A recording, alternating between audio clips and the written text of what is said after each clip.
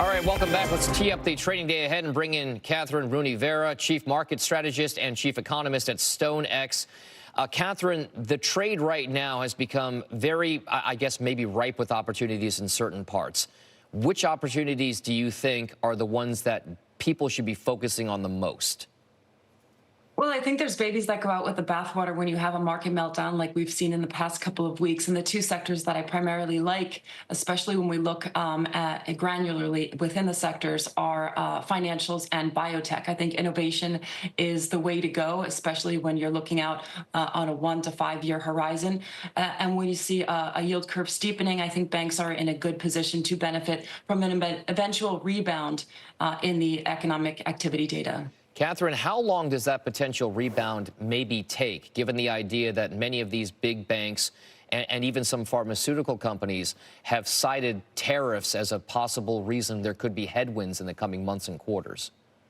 Well, the sectors that are most defensive are probably going to be the ones that continue to outperform. My top picks coming into this year are utilities, healthcare, and staples. But I think these are the two sectors that are more cyclical that could likely withstand the headwinds and see nice upside once we get through this uncertainty. Of course, we have the 90-day freeze, but I think the next thing that's going to come into the pipeline, Dom, is soft data moving into the hard data. So we should and will expect a slowdown in economic activity, but not something that the U.S. cannot weather. So I do think that we can see opportunities in these two, primarily these two sectors, biotech and banks. And Kathryn, that brings us to your word of the day. What exactly is it, and why do you think that word is relevant now to investors? Well, we've all been talking about and discussing the risk of recession.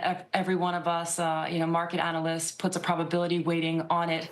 But I think we haven't seen the hard data come now. So the word is inflection. And what we've seen is soft data, 4 months of consecutive consumer confidence declines, PMIs, survey data, Fed regional banks coming out negative. And now the hard data is going to start rolling in. We see capital goods coming this week. We have durable goods coming this week. The housing market is reporting. So I think what we need to be looking at is the internalization of the markets, that we are potentially going into at least some sort of short-term either contraction or dramatic weakening in the U.S. economy. Kathryn, there's also inflection also has an interesting kind of, I guess, construct around the current environment. I mentioned before that investor sentiment has soured dramatically so over the course of the last several weeks and maybe months now. Is that an inflection point maybe for the markets? They are leading, right? And oftentimes when there's this kind of bearish sentiment, it often signals a possible bottom. What are your thoughts there?